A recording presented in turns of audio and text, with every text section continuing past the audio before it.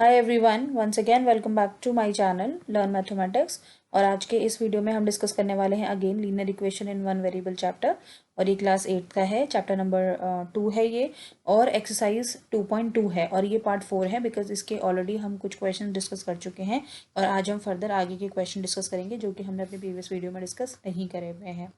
Okay so एक चीज़ मैं और आपको क्लियर कर दूं कि यहाँ पे जो है वो चैप्टर का एक्सप्लेनेशन जो है linear equation one variable chapter का एक्सप्लेनेशन ऑलरेडी मेरे चैनल पे अपलोडेड है। अगर आपने वो नहीं देखा so kindly go and watch it first, then only come to this chapter और दिस वीडियो, बिकॉज तभी आपको जो है वो अच्छे से समझ में आएगा। बिकॉज अगर आपके बेसिक कंसेप्ट क्लियर होंगे तभी आपको आगे की चीज़ क्लियर समझ में आएगी। चलिए आज का वीडियो स्टार्ट करते हैं। आज हम डिस्कस करने वाले हैं क्वेश्चन नंबर 10 और 9th तक जो है वो प्रीवियस वीडियो में डिस्कस ऑलरेडी हो चुके हैं। The number of boys and girls in a class are in the ratio 7:5. The number of boys is 8 more than the number of girls. What is the total class strength?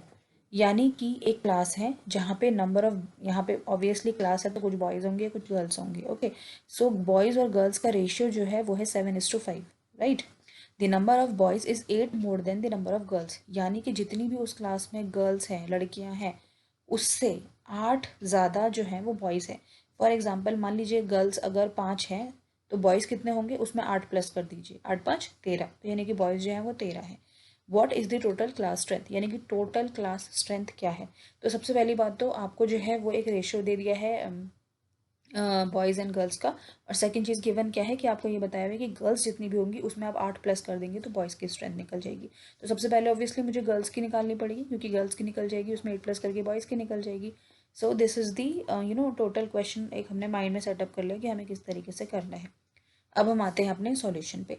So let the number of boys be 7y and the girls be 5y। So ये मैंने आपको पहले भी previous video में बताया था कि कभी भी रेशियो वाले क्वेश्चन आते हैं तो आप इस तरीके से एज्यूम कर सकते हैं। इसीलिए मैं बोल रही हूँ प्रीवियस वाले वीडियोस को देखने के बाद ही आगे वाले वीडियो पे जंप करिए, अदरवाइज आपको नहीं समझ में आएंगी। हमने यहाँ पे जो है वो 7y और 5y जो है वो गर्ल्स का जो है वो number of boys and number of girls ले लिए।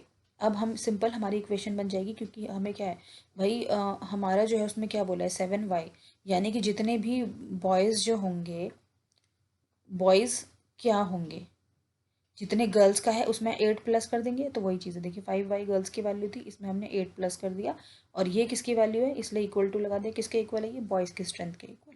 तो इसलिए हमारी इक्वेशन बनी 7y is equal to 5y plus 8। बस अब हमें जो है y की वैल्यू निकालनी है। तो हमने क्या किया है यहाँ पे कि y को भी इधर लेकर आ गए, तो 7y minus 5y is equal to 8 हो जाएगा। ये माइनस करेंगे तो 2y is equal to 8, y की value 8 divide by 2 and y is equal to 4। So y 4 निकल गई, तो सबसे पहले हम 7y और 5y निकालेंगे।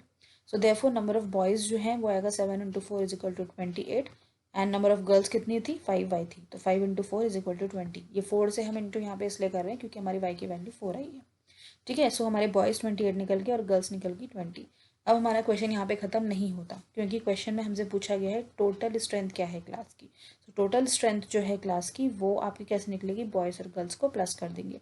तो टोटल क्लास स्ट्रेंथ जो होगी वो 20 + 28 इज इक्वल टू 48। इसका मतलब the total strength of the class is 48। सो इस तरीके से आपको कोई भी क्वेश्चन सॉल्व करना है, सबसे पहले इक्वेशन निकालनी है, इक्वेशन को सॉल्व करके उसकी वैल्यू निकालनी है और उसके बाद जो भी चीज़ आपसे पूछी गई है उसको निकालना है। चलिए चलते हैं नेक्स्ट क्वेश्चन पे। Question number 11। Bhaichung's father is 26 year younger than Bhaichung's grandfather and 29 years older than Baichung. The sum of the ages of all three is 135 years. What is the age of each one of them? यानी कि क्या है आपका यहाँ पे बाइचुंग के father जो हैं वो 26 ईयर यंगर हैं बाइचुंग के ग्रैंडफादर से। यानी कि बाइचुंग है एक बच्चा, उसके ग्रैंडफादर होंगे और फादर होंगे। ठीक है, सो ग्रैंडफादर जो है उनकी कुछ एज होगी ऑब्वियसली। सो यहाँ पे क्या बोल रहा है कि बाइचुंग के फादर जो हैं वो 26 साल छोटे हैं बाइचुंग के ग्रैंडफादर से। ठीक है, यानी कि बाइचुंग के दादाजी से जो है 26 साल छोटे हैं बाइचुंग के पापा, फादर। ठीक है, and 29 years older than Bhaichung, और बाइचुंग से 29 ईयर्स बड़े हैं। ऑब्वियसली पहले बाइचुंग होगा, उससे बड़े उसके फादर होंगे, उससे बड़े उसके फिर ग्रैंडफादर होंगे। सो बाइचुंग के फादर उनके बाईचुंग के ग्रैंडफादर से 26 ईयर छोटे हैं और बाईचुंग से 29 ईयर्स बड़े हैं। The sum of ages of all three, तीनों की सम का, तीनों की एज जो है फादर और ग्रैंडफादर एंड प्लस बाईचुंग की जो एज का सम है वो है 135 ईयर्स। आपको निकालनी है age of each of one, यानी कि सबकी एज निकालनी है, बाईचुंग की, बाईचुंग के फादर की, बाईचुंग के ग्रैंडफादर की। और आपको जो है रिलेशन दे दिया आपस में कि तो तीनों के बीच में क्या रिलेशन है। तो सबसे पहले भाई सारी चीज़ें कनेक्टेड किससे हैं, बाईचुंग से। तो इसका मतलब मुझे बाईचुंग के फादर से हैं, तो बाईचुंग के फादर, क्योंकि रिलेशन जो दे रखा है बाईचुंग के फादर का के साथ ही दे रखा है, चाहे वो बाईचुंग का दे रखा है चाहे वो उसके ग्रैंडफादर का दे रखा है। तो जो हमें नहीं दिया हुआ, जो मेन यहाँ पे जो कंटेस्टेंट है वो जो है वो बाईचुंग फादर है, तो उसको हमने एज्यूम कर ली उसकी age y. Then the age of Baichung grandfather कितनी होगी, क्या बोला था ग्रैंडफादर की एज, अगर बाईचुंग के फादर की वाई है तो हमने क्या बोला था कि बाईचुंग के ग्रैंडफादर की एज कितनी होगी, 26 ईयर उसमें हम ऐड कर देंगे, छोटे थे ना उनसे। तो बाईचुंग के ग्रैंडफादर की कितनी होगी, वाई प्लस 26, और बाईचुंग की एज कितनी होगी, वाई माइनस 29, क्योंकि बाईचुंग जो है वो अपने फादर से कितना होगा, 29 ईयर्स छोटा है। ठीक है, सो इस तरीके से मेरी इक्वेशन बन गई।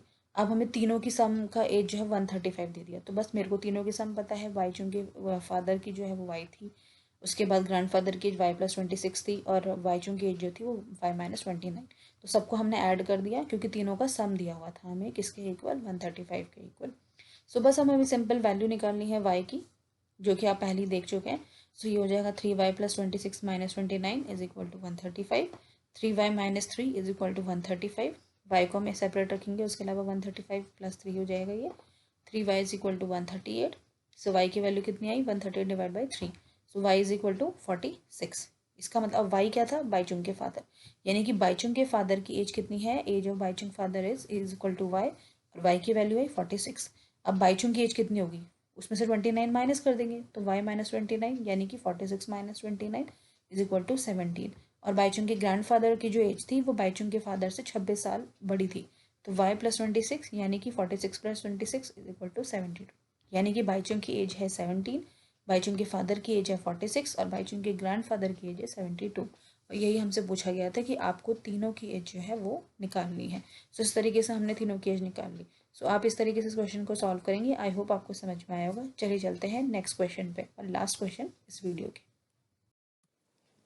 Question number 12, 15 years from now Ravi age will be 4 times his present age. What is Ravi's present age? यानी कि 15 साल बाद रवि की एज जो है वो क्या होगी, 4 टाइम्स हिज प्रेजेंट एज, यानी कि जो भी उसकी अभी एज है ना उससे 4 गुना ज़्यादा हो जाएगी 15 साल बाद। तो रवि की प्रेजेंट एज क्या है। सो बहुत सिंपल क्वेश्चन है, बहुत छोटा सा है। चलिए चलते हैं सॉल्यूशन पे। Let the present age of Ravi be y, जो भी हमें चीज़ नहीं पता होती उसको हम एज्यूम कर लिया हमने यहाँ पे वाई। तो प्रेजेंट एज निकालनी थी, तो प्रेजेंट एज को हमने वाई एज्यूम कर लिया। अब आफ्टर 15 ईयर्स क्या होगी, ऑब्वियसली जितनी एज आज है उसकी उसमें 15 प्लस कर देंगे। मान लीजिए मैं ये बोल रही हूँ कि मेरी एज अगर आज अभी 10 ईयर्स है, ओके। अब 15 साल बाद मेरी एज कितनी होगी, 10 में मैं 15 ऐड कर दूंगी ना, तो 10 प्लस 15 इज इक्वल टू 25। ठीक है, सो इस तरीके से क्या होगा कि आफ्टर 15 ईयर्स रवि की एज अगर अभी वाई है तो इसका मतलब 15 साल बाद कितनी होगी, वाई प्लस 15 ईयर्स। सो अब हमसे क्या, y plus 15 is equal to 4y।